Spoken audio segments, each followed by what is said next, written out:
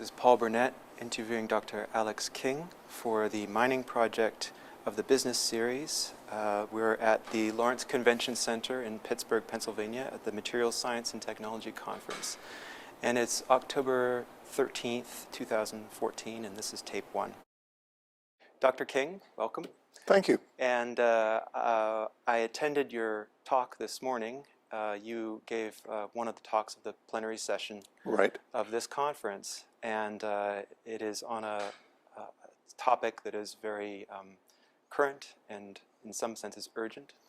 Can you tell us a little bit about what some have called the rare earths crisis? Yeah, I think crisis is a term that is widely used. We kind of try and avoid a little bit. But what happened in about 2010 is that the world was getting 97% of its rare earths from one place, and that place was China. China announced that it was going to impose restrictions on exports of the rare earths. And there was a degree of concern, not to say panic, about that. So the prices started to rise. Governments started to ask questions of their technical advisors, and concern rose to a high level. What happened in mid-2010 and early 2011 is prices for the rare earths spiked at levels of about 25 times their value prior to the first inklings of a crisis. They subsided back since then, but what came out of all of that was a recognition in a lot of places around the world, including the US government, that we need to be worried about materials for which we have no clear substitutes and for which we only have a single source, no matter where that source may be. So these materials are now called critical materials. And one of the outcomes of all this was the creation of the Critical Materials Institute, which I now have the job of directing. Right.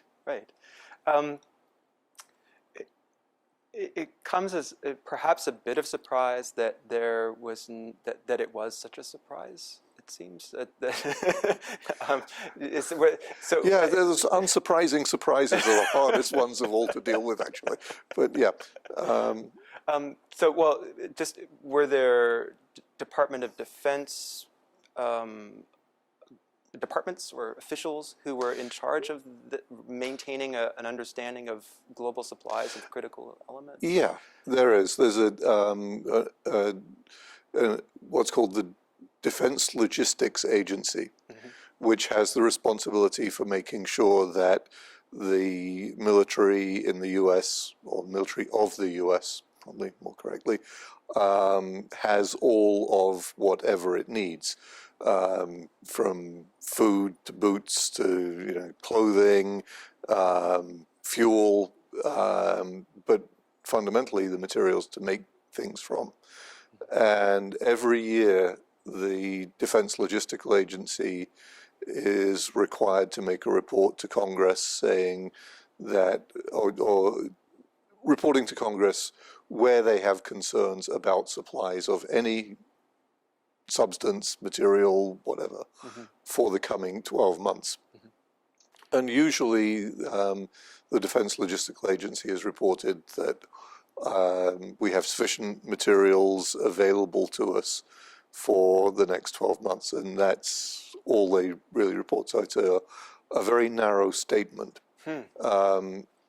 When the Department of Energy started looking into critical materials, they started looking not at what we need for the next 12 months, but what we expect will be the demand for materials 5 years and 15 years out from the present. The present then being 2010, 2011. So they were projecting quite far into the future And projections that far into the future are not necessarily very reliable. But when they started making projections, it became clear that there are more materials out there for which there are very few suppliers and for which we can project increased demand, and where we have no clear-cut substitutes at the present time. So they started compiling not so much a list, but actually a diagram, which I showed in the talk this morning, where they plot the sort of essentialness of an element, if you like. How hard would it be to do without this element on the vertical axis, and the question of how hard is it to get this element on the horizontal axis. And it turns out that how hard it is to get an element is almost directly related to the number of sources. If there's only one, you consider that to be very much at risk. If there's two sources, it's still pretty highly at risk. If, like iron, for instance, you have sources of iron ore all the way around the world, we don't think that's at high risk. So the risk axis is determined almost exclusively by a number of sources. The need axis is determined pretty much by how special that material is for its particular purpose. So the rare earths show up as having very high risk for supply disruption, and also high essentiality, if you like that term, for a number of different clean energy technologies. And of course, the technologies the military are interested in are a bit different than the ones that the Department of Energy is interested in, although there's a fair amount of overlap too. I imagine, and I understand that in 2013, the Department of Defense announced a procurement of a stockpile of critical materials, effectively. Right.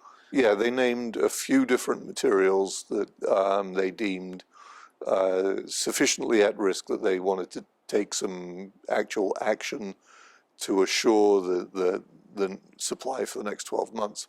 And among those was dysprosium, one of the rare earth elements that happens also to be on our list. So there's some convergence of interest in that particular material. Yeah. And perhaps we should clarify too, because the critical materials as they're defined under your mandate are not exactly the same as the thing named rare earth element. Right. So yeah, and this is sometimes a little confusing. So on almost everybody's list of critical materials today are several of the rare earth elements. And people sort of refer generically to rare earth elements as being critical materials. They're not. Not all of the rare earths are critical materials. Not all of the critical materials are rare earths. But at the top of every list of critical materials that I have seen are several of the rare earths. So they're kind of the poster children for critical materials. Right. And I also have read that the term rare earth was coined back in the 19th century to define this group of elements that were at the time thought to be very rare, but they're in fact not, for the most part. But the question is extraction and separation. That's the key. That's right. So I sometimes give a talk where I say they're neither rare nor are they earth. And aside from that, the name's perfect. The better name is actually the lanthanides. I mean, it's technically accurate and correct. But yeah, the abundance of the rare earths, which is what fraction of all of the atoms in the crust of the Earth are this particular element. That's broadly speaking what we mean by abundance. The abundance of the rare earths declines as you go from left to right across the periodic table. So from lanthanum and cerium, which are the lightest of the rare earths, there's as many atoms of those as there are of things like nickel or copper. So not very rare at all. When you get across to the other end of the lanthanide series, and you're looking at lutetium, which is among the heavy rare earths, then you're talking about stuff which is actually quite rare. The reason why they were called rare earths, though, is because they were initially very, very hard to separate from each other chemically. They have a peculiar sort of electron structure, which effectively means they have nearly identical atomic radius, at least from one to the next, going across the periodic table. And they have nearly identical electronegativity, which means that the two things that a chemist can use to separate them do not work very well. The size of the atoms are the same, and their affinity for electrons, or their affinity, therefore, for oxygen or hydrogen, is basically the same. And so it was very, very hard to get them separated. And because it was so hard to get them separated, nobody had very much of any of them. So yeah, they were rare in the sense that nobody had any, but they're plentiful, relatively speaking. They're not very concentrated anywhere. Right. So if you talk about nickel or copper, which have comparable abundance to some of the rare earths, those are available in high concentrations. The rare earths, you don't find such high concentrations anywhere. And you said that they were initially difficult to separate. Has there been progress in the last 30 or so years in this domain? Not in the last 30, well, in the last 40 or 50 years, yes. We learned how to separate the rare earths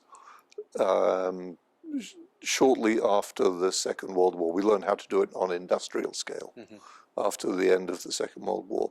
And it's a tedious process.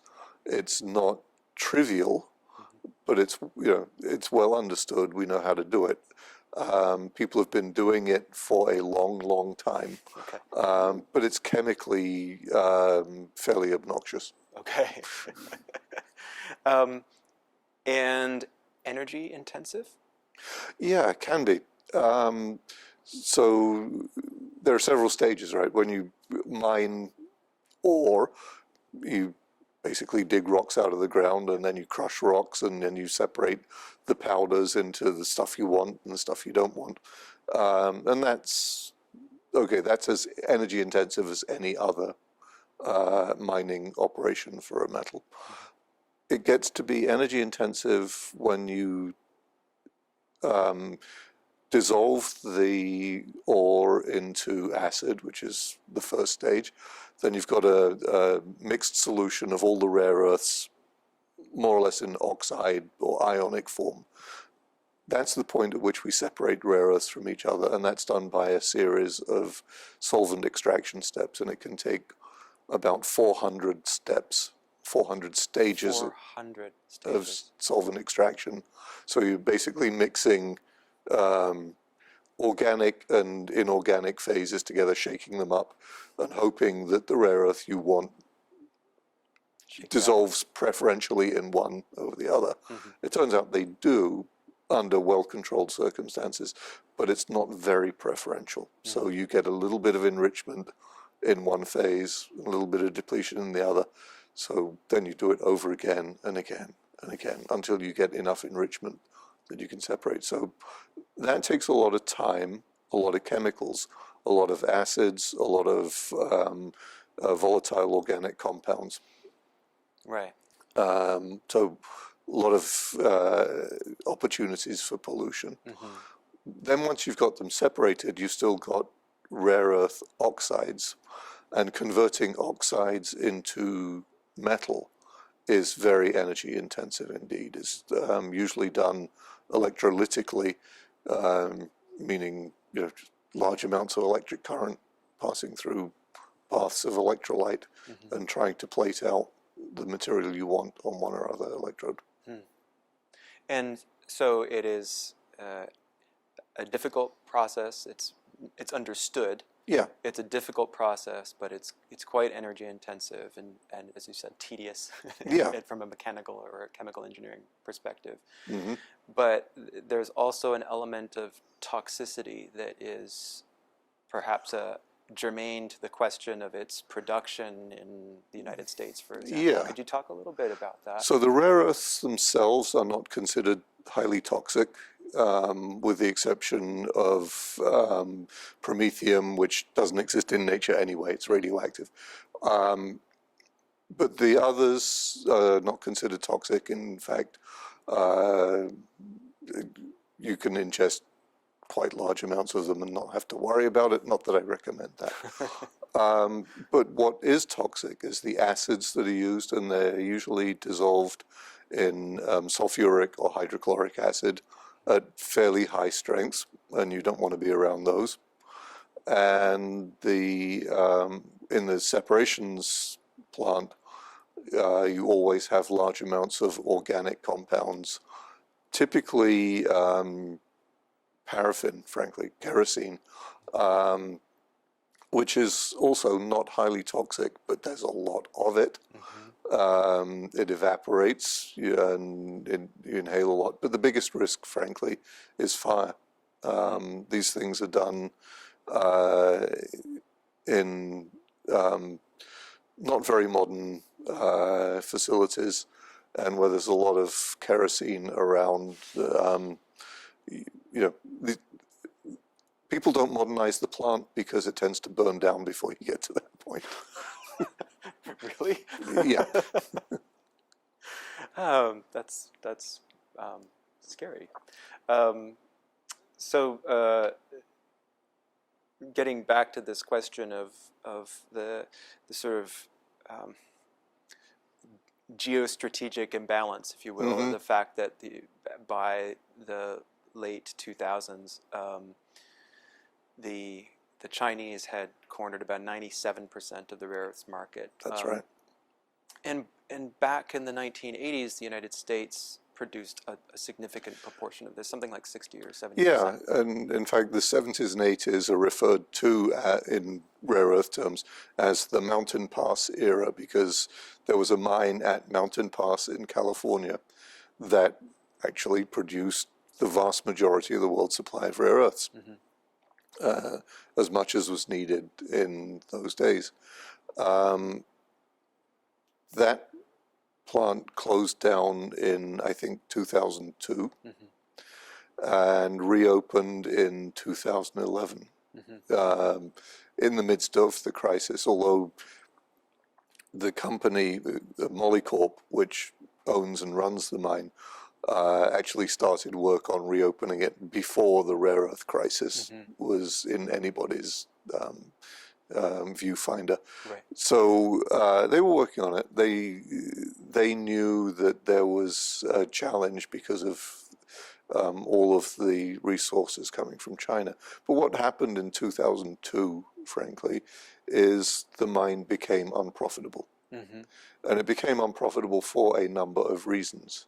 There were challenges with meeting the environmental regulations.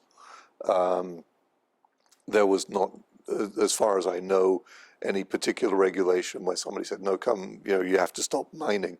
But it was just that the ongoing cost of meeting all the regulations was an added business expense. And Chinese production was ramping up and Chinese prices were going down.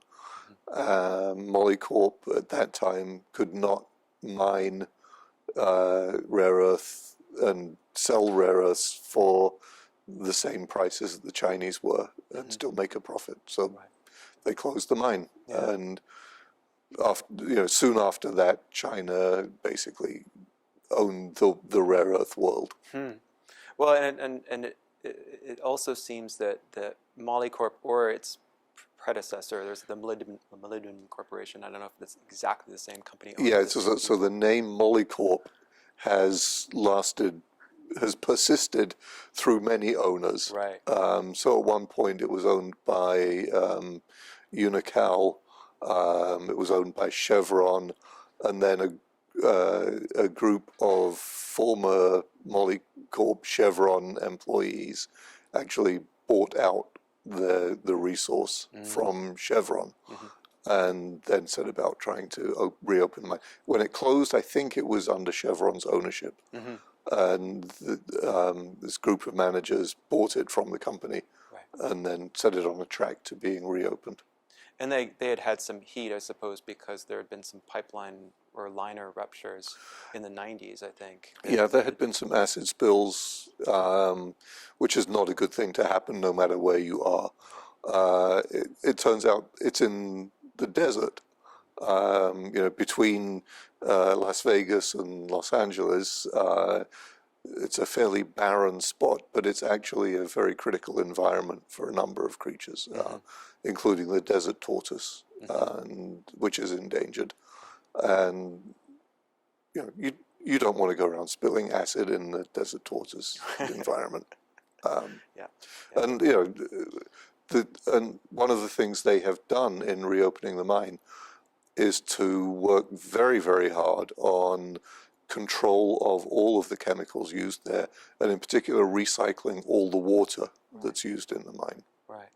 And that seems to have, obviously the permitting went through with the EPA, and they're fine with what has taken So place. EPA and California Environmental Protection Organization, whatever it's called.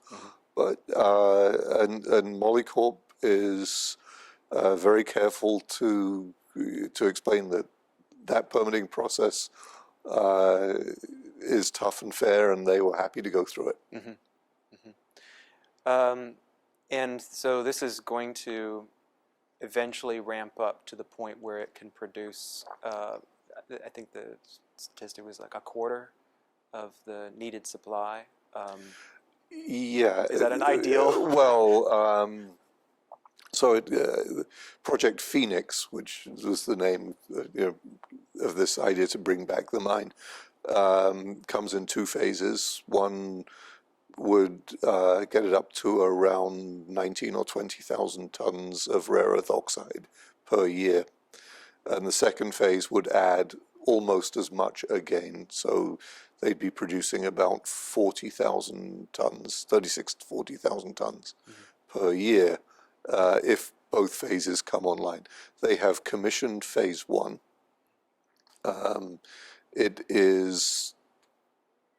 It has been struggling to get up to the 19,000 tons a year, but they announced actually in a press release that I saw just this morning that the final roadblock, they had a bottleneck in one part of the process that was really holding things up, and they have added to their capacity in that part of the plant and claim that they can now hit the 19,000 tons per year rate of production consistently and reliably.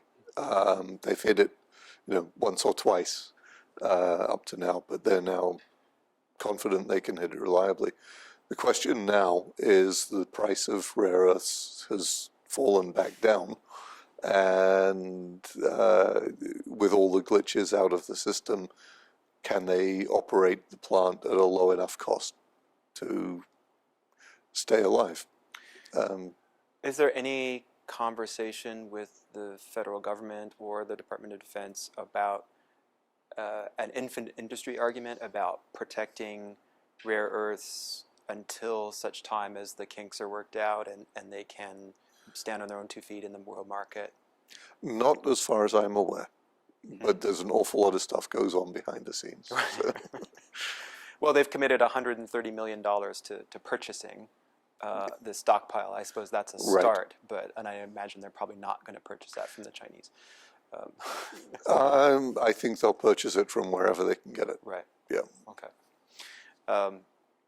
And in the case of, I don't want to, please tell me if I'm getting way beyond your area of expertise, but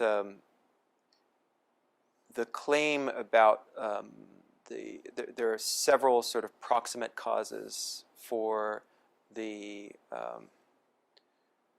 and I'm not going to use the word crisis, but the tension surrounding the rare earth market imbalances Yeah. in China. And one story is about some geopolitical intrigue, which I'll ask you to explain. Sure. And then the other is about the Chinese themselves trying to rein in some of their domestic industries.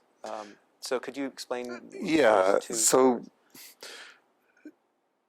there's a lot of things that are said, and there are a lot of things that have happened, and not everything that is said is the whole story or the complete truth. Not everything that's happened is reported completely accurately. So, so with that as background, when the premier of China was Wen Ho-li, he is on record as having said that while the Middle East has oil, China has rare earths. And that was taken as a comment to indicate that they would use rare earths to exert political influence the same way that oil is used to exert political influence.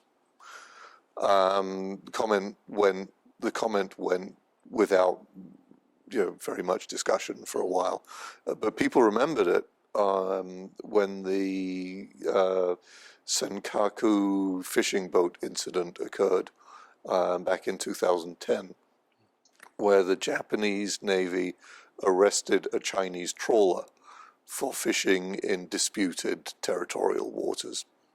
This is not an uncommon event in the East China Sea, but on this particular occasion, which was some months after the prices of rare earths had started to rise, and some months after China had announced export restrictions, when the trawler captain was in custody in Japan, China announced that they would withhold any export of rare earths to Japan until such time as the trawler captain was released. Mm-hmm.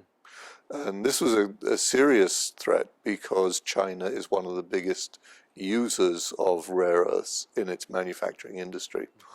The rare earths, particularly used in making magnets. Magnets are used in making electronics. They're also used in making hybrid cars.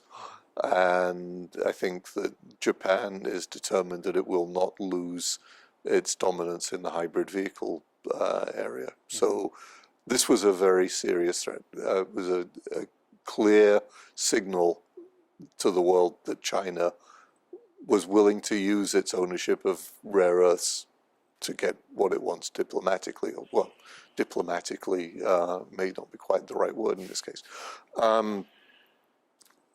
In the background of all that, when China started to restrict exports of rare earths, it was part of a pattern of behavior where they initially restricted the export of rare earth ore in favor of exporting refined metal, so moving up the value chain a little bit. Then from exporting rare earth metal, they wanted to go to exporting finished magnets or finished metal alloys of whatever kind. And from there, you could see the trajectory was, okay, now we've got you only seeing magnets. We want to export not magnets, but finished devices containing magnets, so motors or generators or hard disk drives or whatever else. And then you could see how it goes on from there, so that China becomes the manufacturer of everything that contains rare earths, not just the provider of rare earths. So there was some concern about losing downstream manufacturing after we lose access to the rare earths. And then at some point during all this, when the West was complaining about China's export restrictions, China started telling us that the reason for the export restrictions is that we're reducing production so that we can clean up some of the environmental issues with the rare earth mines. And the evidence is that they have been working on that. Whether that was the primary cause or however, opinions differ. Mm. But you do agree, it seems, that part of the story is that the Chinese corporations are essentially integrating vertically. They're reaching back into Yeah. and they're taking over different parts of the process, from extraction, processing, all the way to finished goods. Right. I think taking over is maybe a slightly pejorative term. Yeah. I mean, let's look at what else is happening in China. The growth in the world's middle class, which I alluded to earlier in my talk, is driven right now almost exclusively by China and its massive economic development. So the Chinese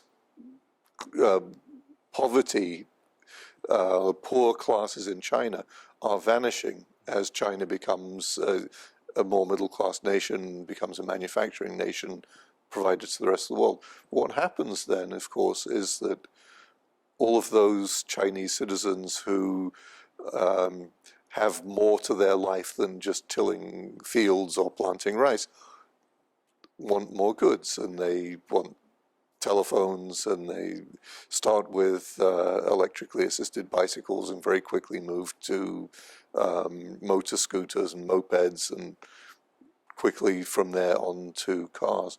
So China wants to provide goods for its own people as well as providing for the rest of the world. And it's an interesting question whether they can actually produce enough rare earths or a number of other materials just to meet domestic demand as it booms. So it's not necessarily true that China really wants to eliminate manufacturing in the rest of the world, but they want to be able to manufacture for their own population. And there may not be enough of some materials to meet the needs of China's growth and the rest of the world's continuing demands. I mean, there can be an element of xenophobia in this, right? There's a lot of China bashing in so many different domains, and that's probably, as you seem to suggest, is part of the story. Right, and one should be very careful about China bashing. Not everything is exactly as people portray it. China has its own needs. I mean, any sovereign nation will strive to meet its own needs.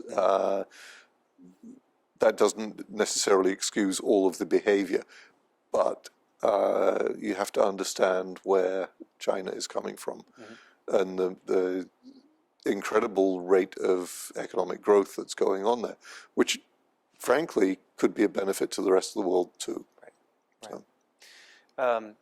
So it's framed less as there were and perhaps are some political elements of this, of course. Of course. But there is a larger and perhaps anterior question of supply chain management, and a question of who is at the helm when we're thinking of developed nations that are market oriented. There is this question for you mentioned the great anecdote that you mentioned in your plenary session is that material scientists for the last 30 years have been trained and have been trained to just deal with them as a question of chemistry, and have not really been taught about where elements come from. Right. And so with that in mind, can we talk a little bit about the response to develop the Critical Materials Institute and the mandate? To do that, could you give us a bit of the history of the AIMS laboratory? Because it wasn't a foregone conclusion that it would go to AIMS. That's right. Can you talk about the AIMS laboratory and your role in it, so we'll get a bit of Dr. King in this story as well. Okay, sure. So the AIMS lab, or the roots of the AIMS lab were laid down as part of the Manhattan Project. There was a chemist working at what was then the Iowa State College in Ames, Iowa, named Frank Spedding. And Spedding was a great separations chemist, and was asked by Enrico Fermi to help the Manhattan Project with the separation of uranium. He was specifically, the story goes that he was specifically asked to come to Chicago and work in Fermi's lab doing the separation, and his response, somewhat paraphrased, I think, was, well, I'd be happy to work on separating uranium for you, but I don't want to leave Ames, Iowa, which in his view was the greatest place on earth to live. And it really is a great place to live. The short story is that a lab was set up on the campus of the Iowa State College in a wooden building, and in that building they separated 2,000 tons of uranium, unenriched uranium metal, which was all of it shipped in used whiskey casks to Fermi's lab in Chicago.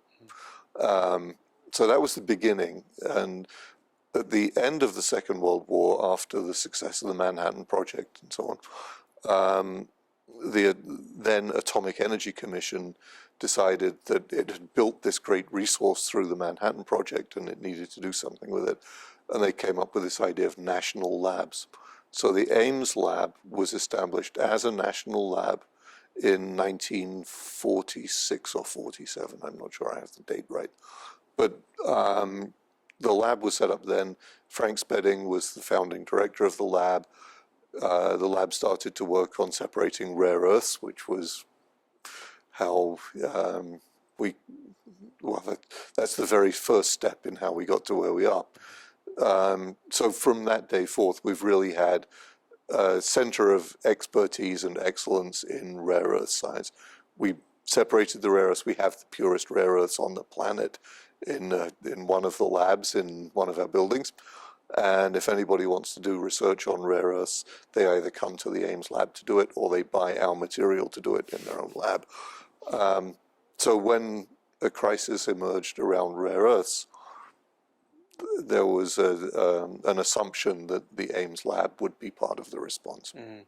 Were there other contenders? Are there other centers of excellence in the world for research in rare earths? We are told that there's a lot of research on rare earths going on in China, but we don't see very much of it. Mm. I think it's more engineering level, mining, separations kind of things. But as far as expertise in the rare earths, yeah, there are other places that do research on rare earths or with rare earths, but none that are quite so focused on rare earths themselves as the Ames lab is. Mm-hmm. The lab, in 2009, 2010, when this was all starting up, had an annual budget of about $30 million, and at least 1/3 of that was going into research on or with rare earths. So it's unusual to have 1/3 of an entire national lab focused on anything quite that exclusively. And the Ames lab also had a general, broader mandate. A lot of the national labs did, yeah, from the 70s on. Can you talk a little bit about that? Right. I mean, the Ames lab, if you ask people at DOE headquarters about the Ames lab, oh yeah, materials lab, they invent materials. And that indeed is what we do at the Ames lab. Mm-hmm. We've invented a number of materials. You actually carry at least one of them around in your pocket. We invented the alternative to lead tin solder, so-called lead-free solder that is used in all electronics today. Right. So. Can you talk a little bit now about how Dr. King fits into this story? Your background, your area of expertise, and the kind of career that you've had that led to leading the lab, the Materials Institute? Yeah, so I had no background in rare earths when I came to the lab. People traditionally regard me as an electron microscopist, occasional modeler of materials. I've studied interfaces, grain boundaries, all sorts of things. At the kind of level of abstraction that is characterized by our, the textbooks that I badmouthed in my lecture this morning. So I had earned my doctorate at Oxford University almost immediately on completion of that, came to the States as a postdoc at MIT, got a faculty job at Stony Brook State University of New York, 18 years there, including a small stint as an administrator, which turns out to have been kind of important in my career, because that set me up for becoming the head of the Department of Materials Engineering at Purdue University, which happened in 1999. I stayed there 8.5 years. Around 2008, I moved to the AIMS lab as the director of the lab. And they were in a search for a new director and somehow identified me as a likely candidate. I interviewed, very ill prepared, but they apparently forgave me for that. And I became the director of the lab. And then the rare earth crisis started to show up a couple of years, maybe 2 or 3 years after I had arrived as the director of the lab. And I corralled the team to help write the AIMS lab's response to the crisis. And that response eventually became a proposal which involves not just the AIMS lab, but 3 other national labs, 7 universities, 7 corporate partners. And we wrote the proposal in response to the funding opportunity announcement for a critical materials hub that DOE put out. Right. And you mentioned in your talk as well that you got. Can you talk about how it first the shortages were first reported, or how the information circulated to you and the lab? How did you first find out about it? Yeah, I actually first found out about it in the registration lobby of this very meeting about, I think, 4 years ago, in this very conference center. I was waiting for somebody who was supposed to meet me at some particular moment, and there were all these flyers out on tables in the lobby. And I just picked one up randomly and was reading it, and it was some obscure report from some investment house that said, China's restricting rare earth exports, and maybe people should watch this. And I thought, well, heck, I'm the director of the lab that knows more about rare earths than any place else on Earth. Maybe we better watch this. And, well, things then started happening at a fairly rapid pace. The first thing that happened was the House Space Science and Technology Committee held a hearing on what was happening with rare earths when the price had only doubled. And they asked one of our scientists, Carl Geschneidner, who is very well known in this field, incredibly eminent, probably knows more about rare earths than anybody has ever in the past or ever will in the future. But he was asked to testify, and he dutifully came to Washington, sat in front of the whole committee, and gave a statement and answered questions. And they sent him away. Well, they asked him one question in the meeting, which was, well, Dr. Geschneidner, what do you think we should do about this? And we prepared him for that. Well, you got to tell them that they need a research institute on rare earths, which they do. I mean, we weren't pushing or anything.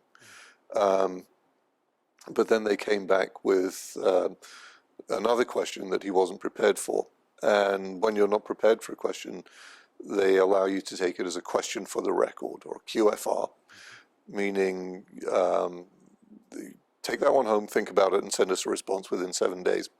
And the question for the record was, how much money should we fund this research center at? And so Carl and I discussed that for a bit. We didn't have a particular budget in mind, so we picked a number and said, well, $20 million, that sound good? And that was the number we submitted to the committee. And a while later, a line in the federal budget appeared to fund a hub, because hubs were this new funding mechanism that Stephen Chu was promoting as Secretary of Energy, and they were around the value of $20 million a year. So there was a line in the federal budget for a critical materials hub, and it actually was 5 years funding for $120 million, so a bit over what we had suggested. But in between those, we were pretty certain that there was going to be some kind of a program funded. So we started building our team and getting ready for it. Right. And did you get a sense that the reason that it was not simply the doubling in price that led to the House committee? I mean, imagine. No, I think it was more the concern that maybe today it's rare earths, maybe tomorrow it will be something else. But there are all these things that our military uses, and in fact the military uses almost every element in the periodic table. And the sense in the part of Congress, we do not want to be caught without access to stuff we need. And in open conversation, it's about U.S. manufacturing, and that's a very important part of our security, having a healthy economy. But underlying the thoughts of some, I'm quite certain, is this question of, is our military in good enough shape? When supplies are cut off, what do you do? Right. You don't want to go to war with any particular country where you have to get any of your supplies from that country. It's not a good place to be. It's interesting because I remember Harper's Magazine had, about 20 years ago, had a spread. It was almost like a centerfold. And the centerfold was an image of an M1A1 Abrams tank. And it had little bubbles around it for all the different materials that are not actually available in the United States and have to be sourced elsewhere. It's all the electronic components, assemblies, and so on. So there's been a buzz about strategic, if not minerals, then strategic assemblies or strategic components of military parts. Is this, in a sense, the first real response that you've seen, or is this part of a trajectory that has been evolving for a while? I have to say, we're not directly involved with the military response in any tangible fashion. I occasionally meet with and talk with some of the people from the Defense Logistical Agency, so they know what we're doing. I know some of what they're doing. That's the nature of the business. I also meet and talk with people in the defense labs. We are by far the biggest effort on anything to do with the rare earths, or actually critical materials in general. A lot of what we do involves international collaboration. So there's a trilateral working group on critical materials that involves the US, Japan, and the European Union. And all of the discussions in that group are at the unclassified level, so they're all about commercial manufacturing. They are not about manufacturing for defense needs. So, we talk always in the open about commercial things. Is there such a thing as dual-use technology? Oh, you bet. So some of the things we do are almost certainly of interest to the military, and I'm sure that one day there'll be a call about something or other that we've done, and they'll say, is anybody making that? And if we say, yeah, sure, then they'll say, who, where can I buy it? And if we say no, there might be other questions. Right, so, right. And that's part of the process. Yeah. And from the press, Karl Geschneidner was framed as a kind of, he sounded the alarm. That's what happened in the press. He sounded the alarm of this this crisis. So in a sense, the AIMS lab got embroiled in part of the media excitement, let's say, around this. Is that something that you had to manage and be careful of? It sounds like, by the way you answered the questions here, that you're very adept at that. We have to be quite careful about interactions with the media. I mean, you do not want to be in a position whereby, saying something unguarded or something that could be misinterpreted, you create another crisis or a run on any particular material. I always preface my comments that, I don't make predictions about the market. I don't comment on the viability of companies. I don't give tax advice. I don't give medical advice. I'm just a scientist. All I do is worry about the science. But in fact, everything I do is impacted by the geopolitics. I try not to overinterpret things I see. There's a very lively industry in commenting on what's going on in the rare earth marketplace.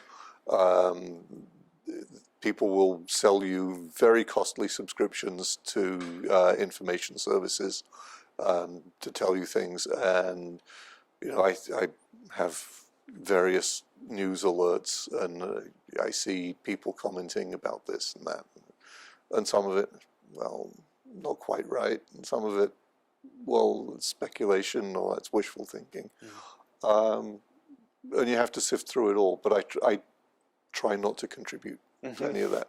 And besides, there's an absolute rule that I don't talk to the press unless DOE knows ahead of time, and they carefully instruct me on what I may or may not say in any particular circumstance. Right. And rightly so. I mean, they're there to help make sure that I don't precipitate a new crisis with a slip of the tongue. Especially with as much attention as it must be. Quite. Yeah, it's very easy to be considered an expert. It's very easy to be misinterpreted as an expert too.